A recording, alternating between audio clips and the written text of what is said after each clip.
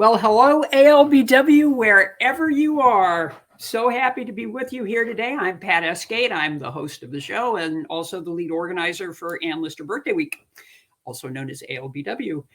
We have a very special show today. We have the amazing Sally Wainwright coming on with the wonderful Gemma Jacob. They've kind of come together on a new little project that is set to help us try to get Gentleman Jack back. So we'll be talking a lot about that. Now, I'd also like for you to stick around for a few minutes after the Q&A, and I'll give you a little bit of an ALBW update for 2024. And so that's good. So in the meantime, if you haven't had a chance to watch Gemma Jacob's wonderful Gentleman Jack Nation, I highly recommend that you take a look at it. You can find it on YouTube, and we do have a link for you there, which is unfortunately doesn't just have that, but we can give you some more information on that at the end of the show about how to get right to it. But what I want to do before we start our interview with our two guests, I'm going to run a little clip from Gentleman Jack Nation, because it really starts to give us the basis for what our conversation is about today. So Jen, if you want to go ahead and roll that, thank you. Made me so much more comfortable with who I am. Before I met, my Lister sister friends, I was very closed off about my sexuality. I wasn't open about it at all. I would never call myself a lesbian. I would certainly not have been particularly proud of that. I would always shy away from it. And a lot of the friends that I've made have spent a long time feeling like that. And I feel like, I'm almost 30. Being at the age that I'm at now and being able to be open and proud, call myself a lesbian, all of that, I feel like I owe it to them. I feel like I owe it to Ann Lister, to Ann Walker, for all the women that came before us that weren't able to be like that. I don't think I would ever in a million years have reached that point if it wasn't for this fandom and making friends and watching the show and reading the diaries. So I really don't think I would be who I am now. I was certainly not like that 6 months ago. So that was the wonderful Vicki Clark, who's a member of the ALBW community and the Lister Nation, Gentleman Jack Nation. And at the heart of her interview was a discussion about the transformational quality of the show in her own life. And we're here today to talk about a new project that's going to take that one step further. So I'd very much like to welcome in Gemma Jacob and Sally Wainwright. Hi. Hey, Sally, how are you? Hi. I'm good, thanks. Hi, Hi, Sally. Gemma, how are you doing? I'm good, Pat. Good. So let's get right to it. Gemma and Sally, feel free to pop in here. But first, congratulations on Gentleman Jack Nation. That was really wonderful and moving. And it certainly has gotten a lot of commentary from the community. We're really happy about that. And it really gives people a sense of how the community came together. Had you ever done a film before, Gemma? No, nothing at all, Pat. So, like my background isn't filmmaking at all. I've never studied film. I worked in Blockbuster for 8 years. That's about as far as my film world comes into it. But yeah, so when it was suggested to me that I could make a film, it was very much I'm not a filmmaker, which is something I found myself saying a lot lately. It's something I never thought I would have to say because I never thought that it was something that that I would do. So what made you decide to jump in? Well, so I was at ALBW in 2022, and you'd screened the BBC documentary, and I'd watched that, and I thought they're missing something. They're missing the story of our community because you know, as amazing it was that they did a documentary, because, you know, they're not making things about Downton or Doctor Who. I thought that they'd missed the beat on the friendships that have formed, the way that we support each other.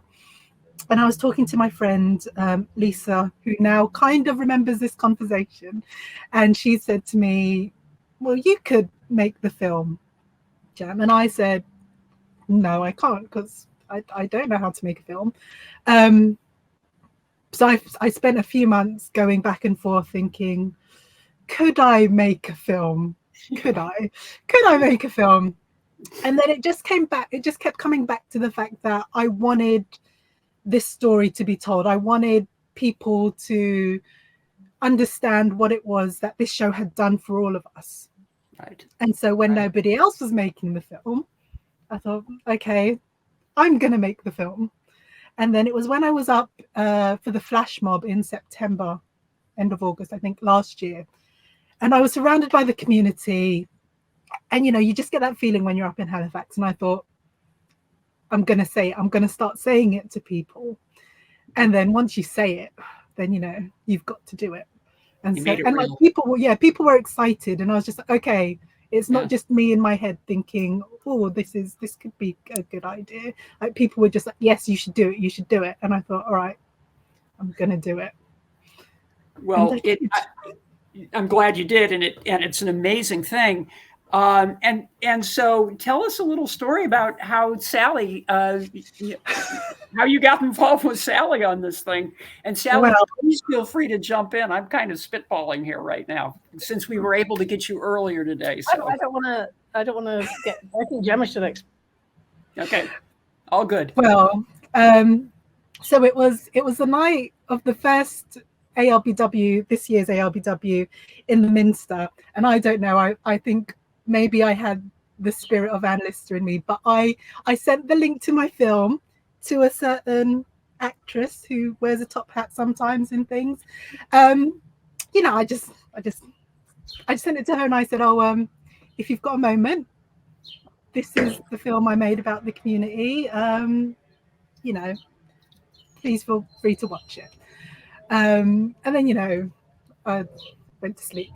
And then the next morning, I had a message saying, oh, yes, can't wait to watch it. And I thought, oh, that's very nice, you know, of her to say. Like, she can ignore my messages. Like, I'm no one to her. And then she watched it, and then she said some lovely things. And I thought, oh, you know, that's more than I could have asked for. And then I think it was a Saturday, I was busy volunteering in York, and then my friends were messaging me saying, oh, we've spoken to Becky Payton, the wonderful lady who made the mosaic of the Anne Lister mosaic, and they said, oh, she's interested in your film, you should get her the link. Then she's with Sally, they're not sure if they can make it to the screening. And I was like, okay. And I thought, right, I'll give it until Sunday morning, the day of the screening. And if they can't make it, then I'll send the link to Becky, and then, you know, maybe Sally can watch it. And then that night, I got a message via my friend Nick, and then via Becky, saying Sally's watched it. And then it clicked. I was like, well, the only person who could have sent it to Sally was Saran. And then, you know, that meant the world to me, that she thought it was good enough to send it to Sally. And then I got some lovely messages saying, like, Sally really enjoyed the film, we should talk, come find us. And then, yeah, That's Bill, Gemma. Yes. How and did then that, to find out that Sally was in your film? It was all very surreal, Pat. It was just like, I was trying to get to sleep because I was thinking I've got to wake up early in the morning. But, you know, I couldn't sleep. Like, as you know, it's just because, to me, like, I wanted the community to watch it. Like, that was the reason I made the film, because I wanted you guys to like have this thing that shows, look, this is us, this is what we've created. And then for people like Sally and Saran to have seen it, you know, that's more than I could have ever asked for. Like, because I didn't think, oh, you know, somehow it will get to them. That was just never on my radar. It was just like, I'm going to make this film for my friends. Right. and and hopefully they'll like it. If all of you had turned around at the screening and gone, Gemma, what have you been wasting your time on? It would have destroyed me. But you didn't, thankfully. Thankfully, everybody's been wonderful about it. So yeah. You wound up having coffee with Sally, right? At ALBW? I did have a coffee with Sally. Yes. Because in Halifax, everything in the morning is closed. So we went and had a chat in the Peace Hall, and that's when Sally said the famous 7 words, not quite Helena's 7 words, but my 7 words was, I think you should make another film. And when somebody like Sally Wainwright says to you, you should make another film, who am I to argue? Who am I? If somebody with that much knowledge and experience thinks that you could tell a story, it's that things like sometimes you need somebody else to believe in you for you to believe in yourself. Absolutely. Yes. And so, yes, here I am. If I can just cut in for a second to say that, well, first of all, it's such a privilege to have Sally, have you here today, Sally, but frankly, it's just such another wonderful example of Sally's incredible generosity towards the community and the people that have been involved in it. And but out of that thank you, Sally. But out of that conversation came some ideas for something different. Yes, film number 2. So what we want, Gentleman Jack Nation was about the community and how this group of people has come together to provide this supportive worldwide network. And so with this film, what I want to do is focus on the individual changes that have happened in people's lives, because there are some people who haven't been able to find the community in the way that a lot of us who are able to travel up to Halifax have been able to, but there have been transformations in themselves. Like lots of people have moved to a different town, they've gotten different jobs, they've started traveling more. Everybody who's involved in the transcriptions, like so many people have become scholars because of this interest in Gentleman Jack, and they've started learning more about history. And so that's what I'm really looking for in this one, like the individual transformations and how the show has empowered us to take on things in our lives that we didn't think we were able to. Yes, and there's so many great examples. One of the first ones I always go to is Adeline Lim and her Walking in the Footsteps of Anne Lister. She's got 2 books out on it now. I mean, she was inspired to follow all those travels and write 2 books, like out of the middle of nowhere, right? You've made a film. It's astounding to me the changes that people have gone through. And I love the idea that you're going to focus on that. We've talked about this obviously prior to this interview, but one of the most important things about this second film, I think, is it can become a great piece to show to potential streaming partners about the real power of this, because it's not a fandom. No, it's not just a fandom.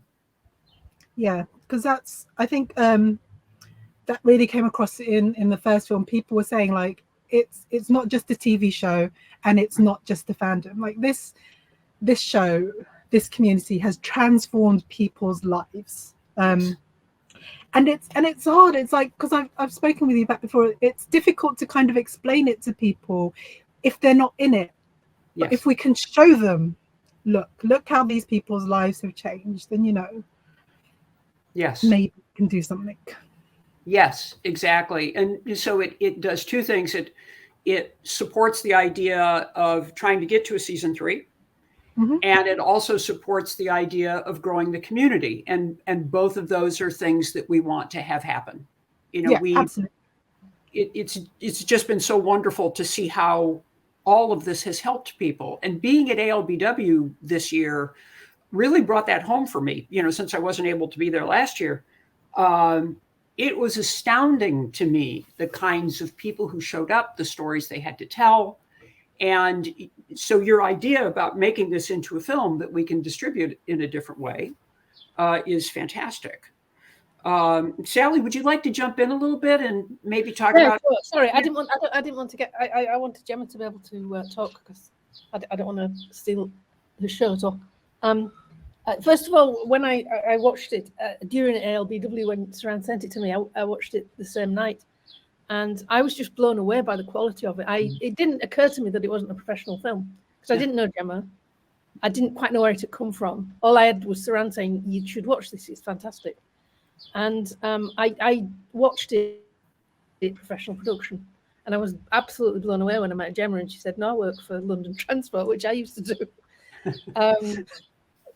What I thought was extraordinary about it was so well paced, it was so well edited. You know, there wasn't a dull moment, and I felt like Gemma that the BBC documentary was, you know, it was really interesting about those three women's lives, but it kind of got a bit turgid for me. And what I think Gemma's documentary succeeded in doing was really showing the variety of how many people have been, whose lives have been affected by, by Anne Lister becoming part of their lives.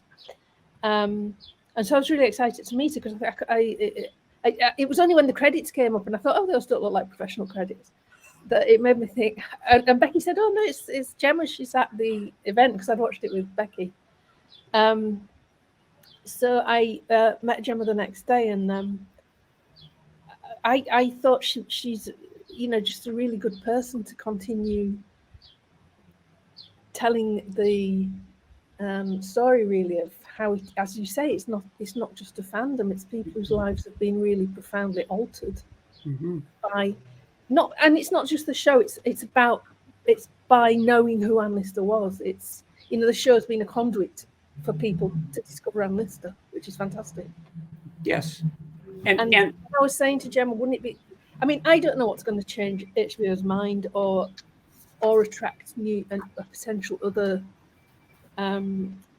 partner, but for me it was the power of what Gemma achieved. I really felt the emotion of it in a way that I hadn't done when I watched the BBC one, sadly.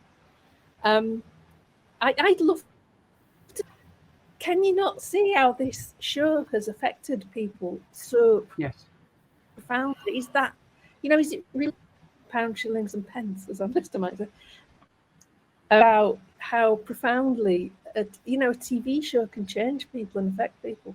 You know, why are they not proud of that?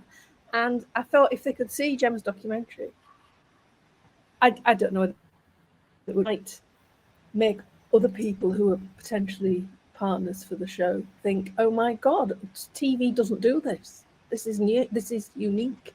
The whole thing with Anne Lister, as ever, is unique. Yes. Becky was, very, very proactive in sort of saying, you know, you've got to do this again, we've got to do this again. And I think Gemma is profoundly talented. I think she should be working. You know, the show is extraordinarily well done, and I just think it'd be really exciting as part of, you know, the ongoing celebrations of Anne Lister that have happened largely, you know, so much because of you, Pat, that we should continue to show how people feel when Anne Lister, I think it sounds like Jesus, but when Anne Lister comes into your life, it does have a powerful effect on people. And so that's kind of what I was thinking. Yeah. In people's minds, it would be the extraordinary stories that Gemma really put across so well in that documentary. And so, Gemma, in the next film, tell us a little bit about, well, first of all, the reason why we wanted to bring this to everybody today was to let people know that that you're going to be looking for volunteers. Yes. In the next film. Yes. And why don't we dive down a little bit more into the kinds of stories that you're looking for? Because you really have several different routes that, and let me just say this, that right now you're planning on following. And of course, as you talk to people, as you go through the discovery of the stories that people have to tell, it may shift around a little bit. Yes, absolutely. Yeah. So, go ahead. So what I'd love, first of all, is for people to contact me and just tell me what their lives were like before the show. Like how has it changed? Like how has their everyday been affected by the show? Similar to what Vicki said in the clip that you played, like she wasn't living her life out loud. She was quite she didn't say like she was a lesbian out loud. Right. You know, and it's that thing, it's where, you know, you can be out but still be in. And so people who found the courage to kind of do something that they wouldn't normally do. I try not to talk about myself in these films, but I end up being in them anyway. So if I talk about my example, so last year, the company I work for, Transport for London, they're very big on Pride. We have a float in the parade. We're very big. And then so last year they asked staff, would we be part of their Pride campaign? And I stuck my hand up for the first time in 15 years. And so now my poster is up in tube stations, very big and bold, saying, proud to be part of London. This is our thing. And, you know, and like people have seen that. And I never would have done that before, like this woman with all this energy and vigor for life. Like, you feel the Anne Lister effect. Like Saran has said it in interviews where this energy that Anne Lister has, it makes you take on things that you wouldn't normally take on. And so I know a lot of people in the community who have had that effect on them. And so I would love to talk to more people, you know, and then also people who have struggled with things like having to be in the closet and feeling isolated, and then, you know, being able to find this community. And then, you know, so a lot of people traveled outside of their countries for the first time when they came to ALBW, or they've traveled alone for the first time. You know, those are big things to take on, especially if you are older, or even if you're younger and it's your first trip abroad, you know. Yes. So there are all these things where people have taken on things that they didn't think they could. So those are the stories that I would love to hear. Right. And there's so many of them, as we said before. You know, I can tell you for a fact that over the last 3.5 years, as we've developed ALBW, there have been a number of people who reached out to me that just simply said, I am absolutely terrified of getting on an airplane, but it's the only way I can get there. Yeah. And they did it. Right. I mean, it's from places that simple all the way up to some of the other things you've talked about is, and this is also honoring Ann Walker, the question of mental health and how that's helped. Absolutely. Yeah. And especially in these times, I think one of the reasons I'm really excited about you doing this film, as well as the last one, is it's starting to get a little scary out there again. Yeah, absolutely. Because I was following a story, I think last week, where, you know, with Target, and they're putting their Pride displays in the back of their stores now. So there was an actress said that she had brought her child to Target to go, look, they've got this display. And he was so excited that they were going to have this display. And then she said, I can't take them into the store anymore because now they've put it in the back. And I don't want to have to explain to my child that now they think you should be in the back, you should be hidden again. And it's just like, you know, it's that kind of thing. And it's things that we thought we wouldn't have to deal with, or we shouldn't have to deal with it now, but they are increasingly happening again. Yes. And it's people's awareness is up. So it's up to us to also raise the awareness in our community, in our larger community, that there is support out there, that there are people who are, you know, willing to talk if you're anxious, or, you know, those kinds of things that has been such a hallmark of all of the different social media groups around Gentleman Jack, starting with Shibden After Dark, quite frankly. I mean, they really hit the nail on the head to start with. So Right. So let's talk about what you think this might accomplish. Well, in my ideal world, it will accomplish season 3, is what I'm saying. But you know, that's no secret. I don't think anybody doesn't want a season 3. But you know, it's just I don't like to use the word testimony because it kind of gives a finality to things. But I want this to be a record of the impact that this show has had on our lives. And the way it's changed people, the same way the first film did, because that was very much me having something that I could show to my friends and say, look, this is why I keep disappearing up to Halifax every now and again, because there's this community here that I adore, that I want to spend time with. And so and a few of them had, like, they watched the film and they were just like, oh, I get it a bit more now. And I'm just like, thank you. Now will you watch the show? And they have.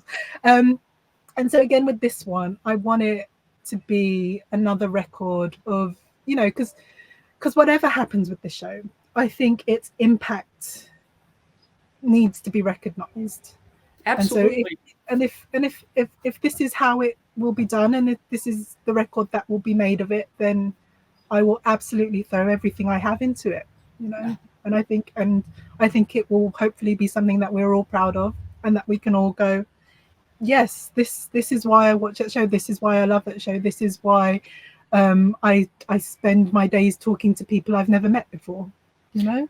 Yes. And, you know, I want to bring up something else. Gemma, you and I talked about this in our pre-chat.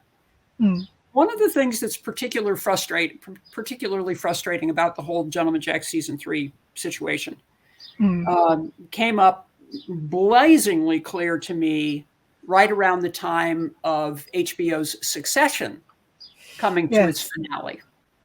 So if you followed that program at all, wherever you were in the world, you know that it got tremendous press before the finale and after the finale. Every major paper in the United States printed at least, this is not an exaggeration, 5 different stories, 2 or 3 prior to the finale and 2 or 3 after the finale. So you had this sense that Succession was this gigantic thing that happened that was capturing people all over the world. Do you know what the numbers were for the finale? 2.8 million. 2.8 million. Now, which isn't a lot. It's not a lot. Gentleman Jack on the BBC, season 1, first episode, 6 million. Average viewership, 5 million. You know, what does it take for people to understand, first of all, the quality of the show, second of all, the power of the show, and most importantly, the ongoing impact of the show? Yeah. And that's what I'm really excited about with what you're doing, because that's, I think the more we can get that message out in however we can do that, the more important it is. So the next question I have for you, Gemma, once you finish this film, have you thought about entering it into some, well, we haven't seen the film yet, obviously, but would one of your goals be to get it into some of the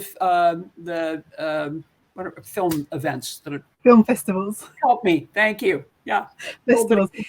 Yes, yes. So a lot of people with the first one asked me, am I going to enter into film festivals? And so I did look into it, and a lot of them have said, oh, it needs to not be available to the masses. And I was kind of just like, well, that was the whole point of my film, that people in our community would be able to see it.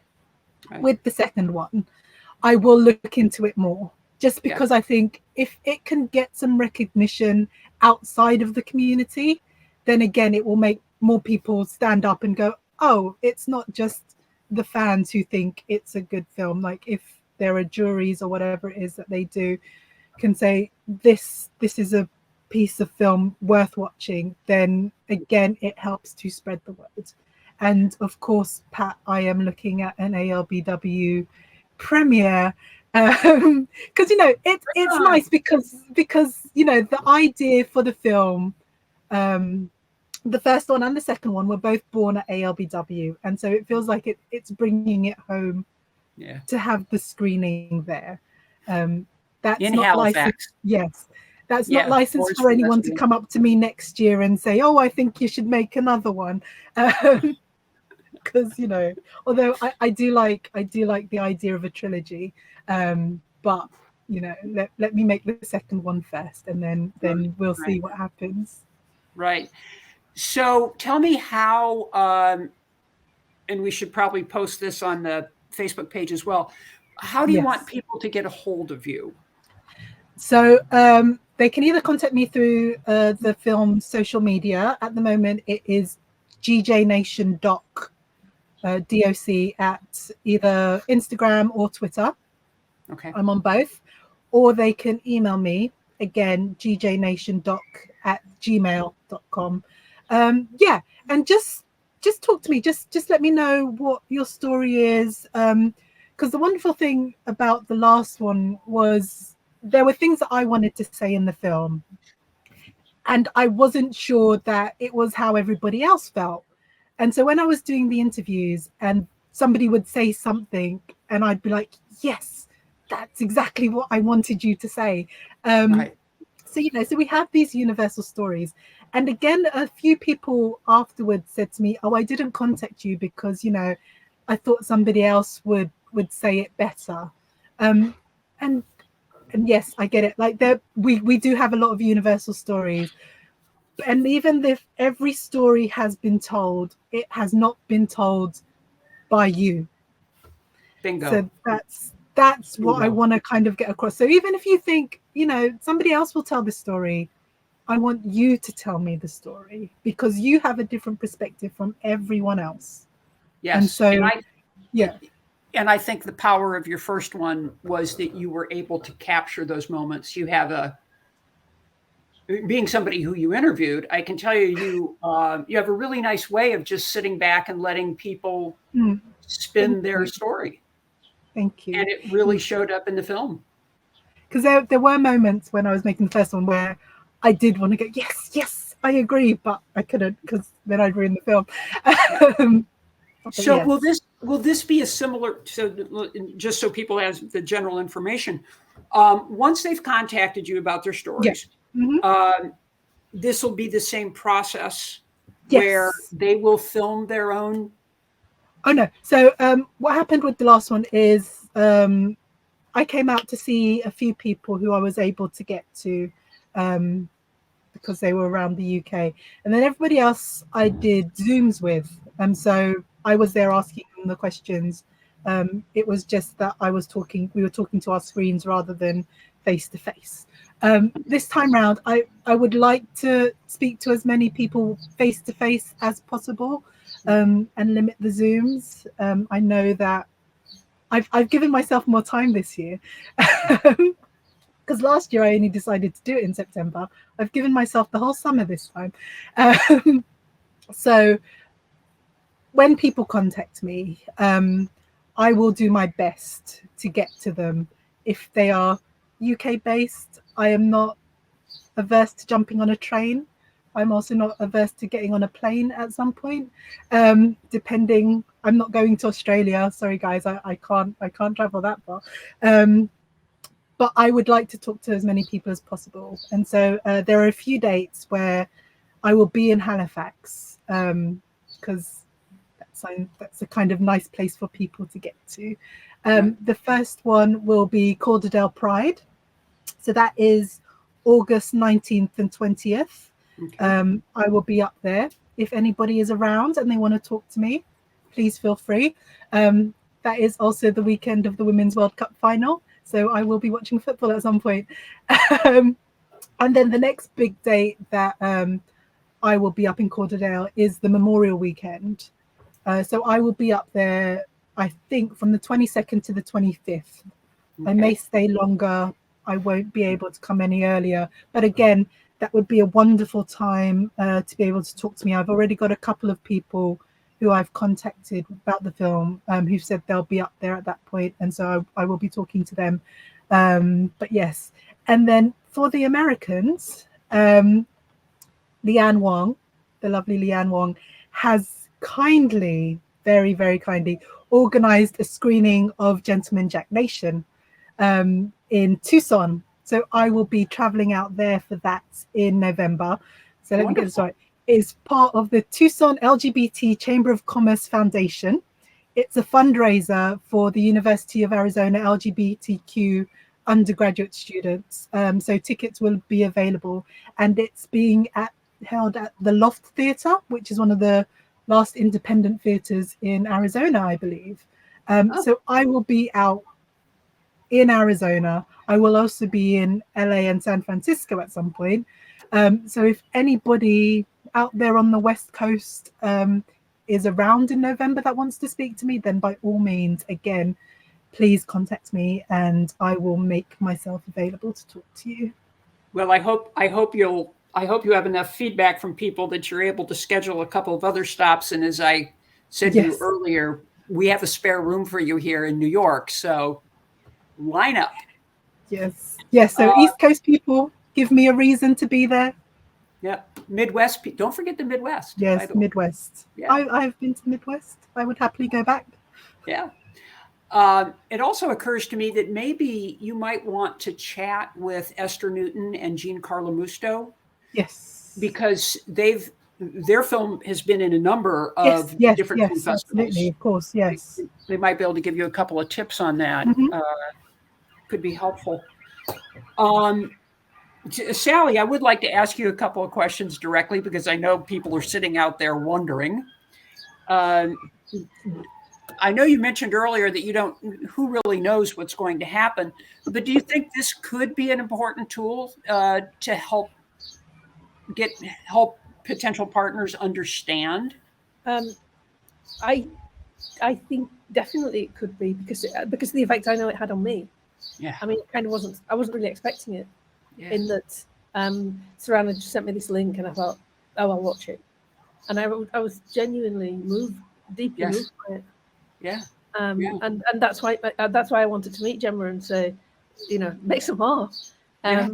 Because that's what I thought it could be, a useful tool to make people, think again about what it's achieved and what it's meant to people.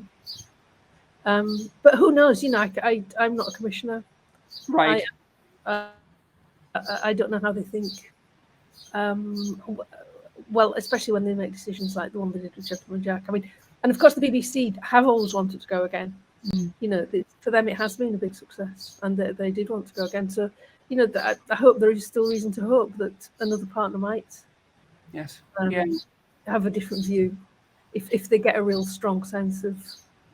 I'm really shocked by the figures you just told me about Succession, because as similarly over here, it's been Succession everywhere. Yeah, I will tell you, my jaw dropped. I was stunned. Yeah. 2.8 million. That's literally nothing for an international audience on that finale. That was so. There was so much PR around it, right? Yeah, absolutely. And I think you're right. There wasn't. I mean, I take your word for it. In America, there didn't appear to be anywhere near. And that we did not get the same coverage here, and we've all talked about this before in terms of I'll say this. I don't expect anybody else to say it, but I really feel like it was a failure on HBO's part to market the show in a way that people could understand what it was about. I mean, I didn't even find it until 2 months after that it had aired. I had no idea what it was, even though Saran's picture with the top hat kept popping up on my screen. It's like, well, what's that? I don't care. Obviously that changed. So the other thing I'd like to ask you, Sally, is have you been aware of the other efforts by the Save Gentleman Jack committee that's been doing all these fabulous things? I'm not massive on social media. Yeah. So, but I did see the plane over Shibden, which I thought was great. Wasn't that great? Yeah. I think someone sent me a clip image of it. I think it's Becky. And then, but no, I mean, it's amazing. It's fantastic that people are still, still care and still making that effort. And I hope it will pay off. I really do. I hope we do get, obviously I would love to be able to tell the story of the rest of her life. Right. Exactly. That would be, it would be an amazing thing to be able to do, and just to be able to tell the rest of the story. It does feel rather.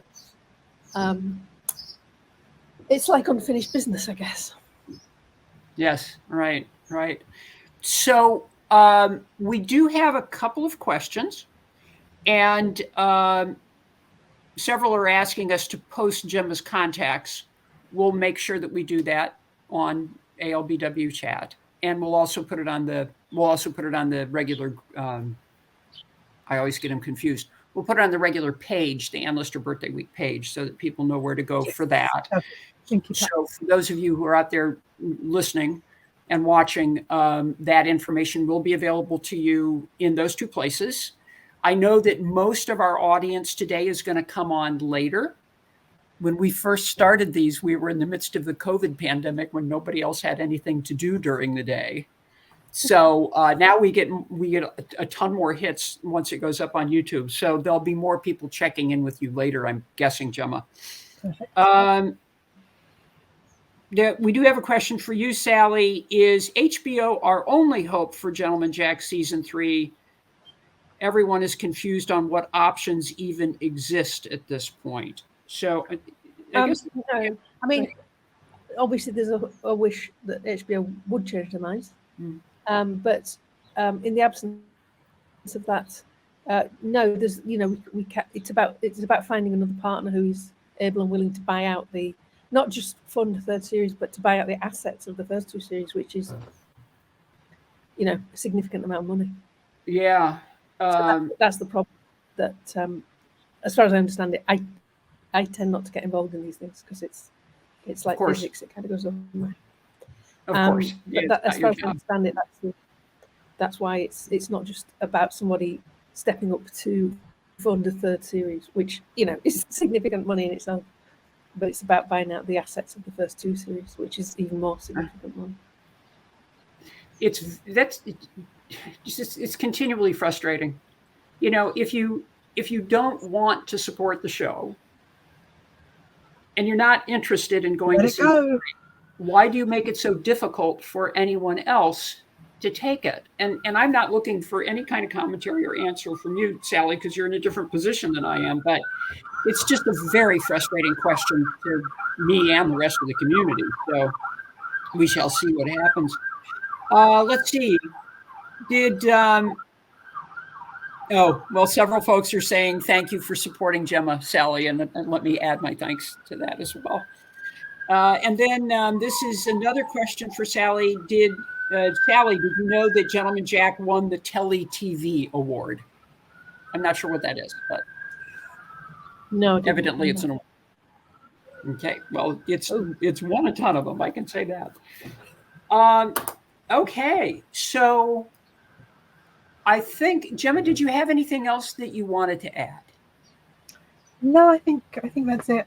Thank you, Sally, for all of your kind words, and yeah, I'm still kind of blown away that you even watched the thing. But yeah. And Pat, thank you for doing this live. Oh, I just always anything you need. As well. Can you hear me? Yes. Just to add, just to embarrass Gemma even more, I think what was really fantastic about it was the way she's clearly so talented, and the way she interviews people. She got such fabulous emotion out of people that is very rare. So, and I think people should be falling over themselves for Gemma to come and interview them. A whole new career for you, Gemma. Oh no!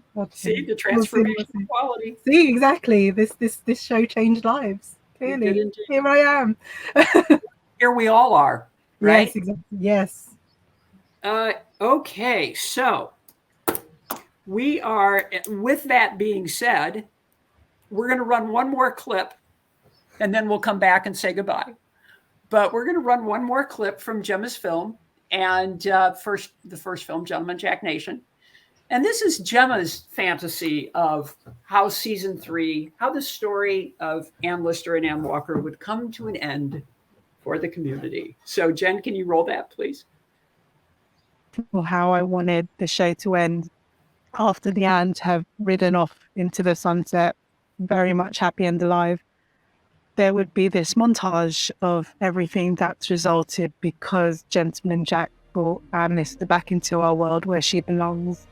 The diaries being recognised by UNESCO, the Anne Lister College at York University, the Anne Lister Society, all of the stuff with the In Search of Anne Walker group, the plaque at Goodrham Gate, all of the changes in Halifax, Anne's statue at the Peace Hall, the mural, the monument at Shibden.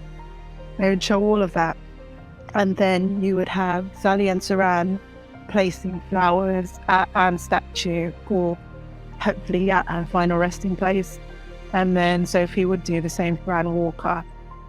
And then you would have Saran sitting on the bench at Shibden underneath Anne's plaque, waiting for her wife to join her. And then they would come, sit down, have a moment, and then they would have one final fourth wall break, a nod to this community that's been created because of the show. Well, I personally think that's a great way to end it. But I know that Sally, when she gets the chance to do season 3, will come up with something that will blow us all out of the water. So, More than season 3, Pat. 8 seasons. 8 seasons. There you go. 8. Go push it for 8. So I want to thank both of you for coming on today. Whatever support you need from us, please let us know. We're happy to help. And I just see this as a really exciting thing to do, because here's the thing.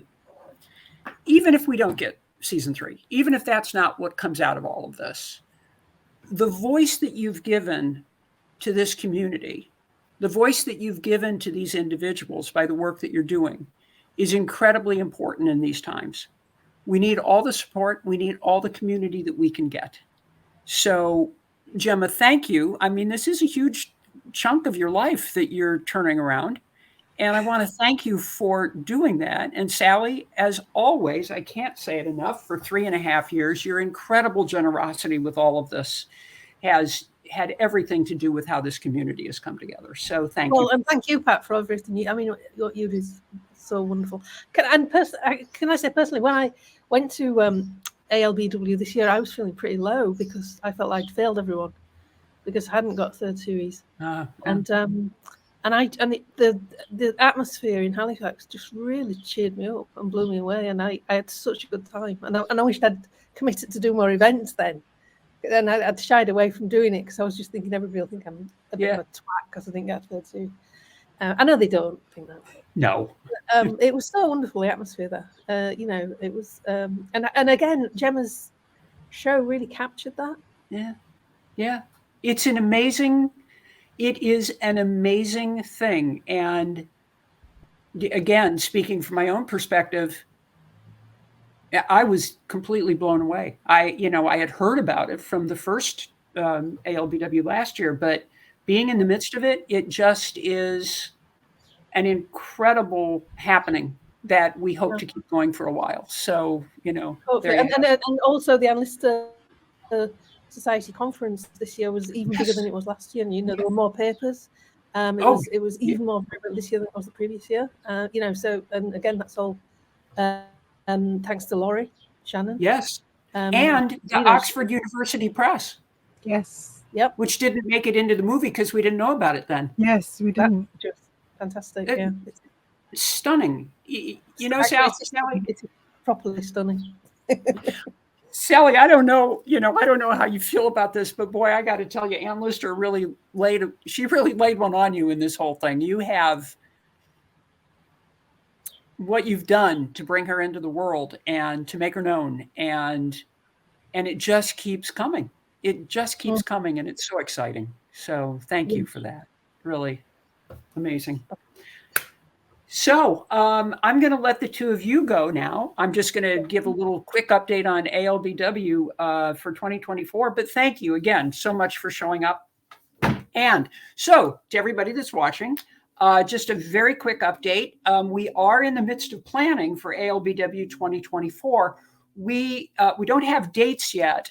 And the reason for that is we're going to be working with Calderdale as our partner on this with the Ann Lister Festival. And they are in the process of bringing on a new Ann Lister program coordinator, which I'll say it right here. I certainly hope it's going to be Rachel Lappin. But we're waiting for that to get in place, which is probably going to be the end of this month, beginning sometime in July. And at that point, once we can put firm dates on it, then we'll come back to you with what it is we're planning. But I sincerely hope that you will come, because as you've heard so often in this presentation today, it's one thing to be on social media. It's another thing even to be with your friends out in your, where you live. But coming to Halifax is an amazing experience.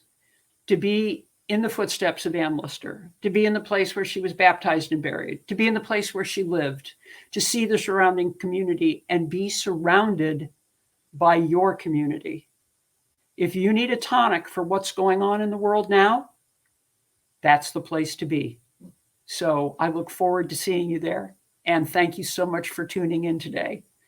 Again, Pat Esgate. I want to thank my team, Jennifer Van Gessel, as well as Cheryl McDonald, who's in the background, as always. And thanks so much for showing up. See you next time. Oh, next week. Sorry. We have another ALBW Live next week. Jill Liddington is going to be on. We're going to be talking about her new book. And this will be the interview that we recorded at ALBW, but she will be there. She'll be here on screen to answer questions. So there'll be an opportunity to talk live with Jill during that ALBW Live next week. Jill Liddington, As Good as a Marriage, her new book. So if you haven't read it yet, please do. Okay, that's out. I'm out. Take care. Bye-bye.